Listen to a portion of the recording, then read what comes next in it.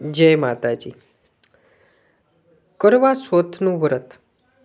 તો કે કરવા ચોથના વ્રતની માહિતી મેળવતા આપણને જણાય છે કે કરવા ચોથનું વ્રત શા માટે કરવું જોઈએ, શું કામ કરવું જોઈએ અને કઈ રીતે કરવું જોઈએ। જે કોઈ બહેનો પહેલી વખત કરવા ચોથનું વ્રત કરતા હોય તો આ બાબતનું ખાસ ધ્યાન રાખવું જોઈએ।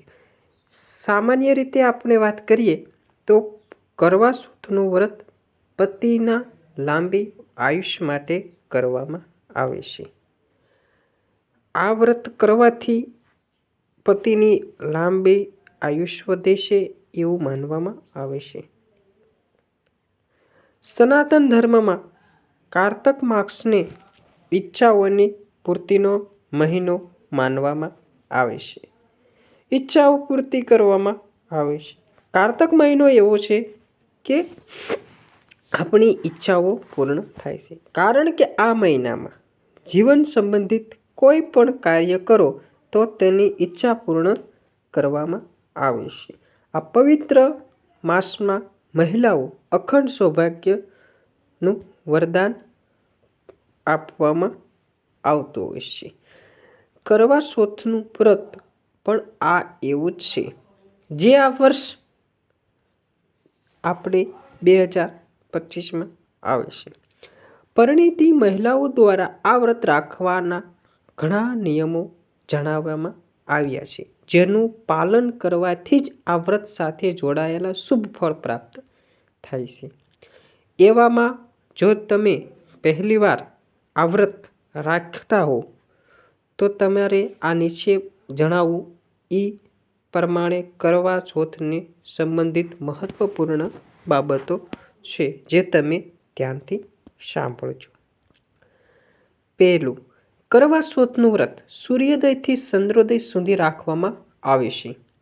એવામાં જો કોઈ મહિલા દિવસભર નિર્જળા કરવામાં આવતા કરવા ચોથ વ્રત પહેલા એનર્જીથી ભરપૂર કોઈ વસ્તુનું સેવન કરવા માંગે છે તો તે સૂર્યોદય પહેલા એ વસ્તુનું ગ્રહણ કરી શકાય છે।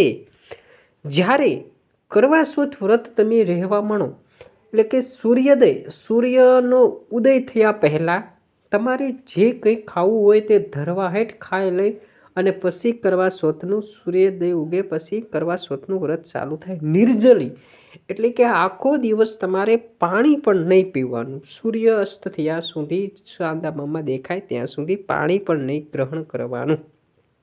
બીજું, કરવા ચોથ વ્રતના દિવસે 16 શૃંગાર સાથે પૂજા કરવાની પરંપરા છે, પરંતુ આમ કરતી વખતે રંગોથી પસંદગી કરતી વખતે ખાસ ધ્યાન રાખવાનું। તમે જ્યારે પૂજા કરવા જાઓ ત્યારે 16 શણગાર સજી અને જવાનું। પછી તો કે આપણે રંગબેરંગી કપડાં પહેરવાના અને એમાં કયા કલરના કપડાં ન પહેરવા કરવા ચોથના દિવસે તેનું ખાસ ધ્યાન રાખવું। તો કે કરવા ચોથના વ્રતમાં કાળા કે સફેદ રંગના કપડાં ન પહેરવા। શું કામ ન પહેરવા? કારણ કે અશુભ માનવામાં આવે છે। સફેદ અને કાળા કપડાં અશુભ માનવામાં આવે છે, તેથી આપણે કરવા ચોથ પર માત્ર ને માત્ર નારંગી કપડાં, લાલ કપડાં, ગુલાબી, પીળા વગેરે રંગના કપડાં પહેરવા જોઈએ। ત્રીજું, કરવા ચોથની પૂજા સાંજના લગભગ 1 કલાક પહેલા ઉત્તર પૂર્વ દિશા એટલે કે ઈશાન કોણ તરફ મુખ કરીને કરવી જોઈએ।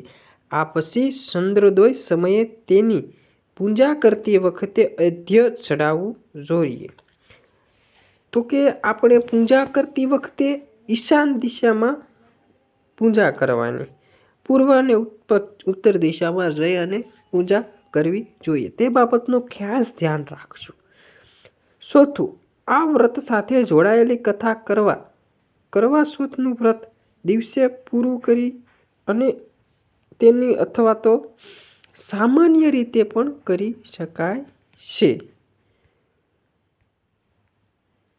છઠ્ઠું, સામાન્ય રીતે માત્ર પરિણીતા મહિલા જ કરવા ચોથનું વ્રત રાખે છે, પરંતુ જો કોઈ યુવતીના લગ્ન નક્કી થઈ ગયા હોય તો તે પોતાના ભાવિ પતિના નામે પણ કરવા ચોથનું વ્રત રાખી શકે છે, પરંતુ તેને ચંદ્ર દર્શનની જગ્યા પર તારાને જોઈને વ્રત ખોલવું જોઈએ. કરવા ચોથના દિવસે કોઈના પર ગુસ્સો કે વિવાદ ન કરવો જોઈએ. આ કરવાથી કરવા ચોથ વ્રત કરતી સ્ત્રીને કોઈની સાથે અપશબ્દ કે હૃદયદ્વારક શબ્દ પણ ન બોલવા જોઈએ. કરવા ચોથના વ્રતના દિવસે ઉપવાસ તોડવા માટે બનાવેલા ભોજનમાં લસણ ડુંગળી જેવી તામસીન વસ્તુઓનો ઉપયોગ ન કરવો જોઈએ અને તેનું સેવન કરતા પહેલા પતિને ભોજન કરાવવું જોઈએ.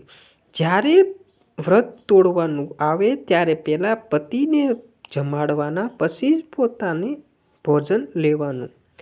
ખાસ કરીને કરવા ચોથના દિવસે પૂજા કર્યા પછી પોતાના માતા પિતા અને પતિના આશીર્વાદ લેવા ખૂબ જ જરૂરી છે. કરવા ચોથના દિવસે દૂધ, દહીં, ચોખા કે સફેદ વસ્ત્રનું દાન ન કરવું જોઈએ. જ્યારે તમે કરવા ચોથ રહેતા હોય ત્યારે દૂધ, દહીં, ચોખા કે સફેદ વસ્ત્રનું ક્યારેય દાન કરવું ન જોઈએ. આ કરવાથી તમને પૂરતું ફળ મળતું નથી. તો આજે આપણે જાણ્યું કે કરવા ચોથના વ્રત કરતી વખતે કઈ કઈ બાબતોનું ખાસ ધ્યાન રાખવું જોઈએ. સારું, આ વિડીયો ગમે તો લાઈક કરજો, શેર કરજો અને ચેનલને સબસ્ક્રાઈબ કરવાનું ભૂલતા નહીં. જય માતા.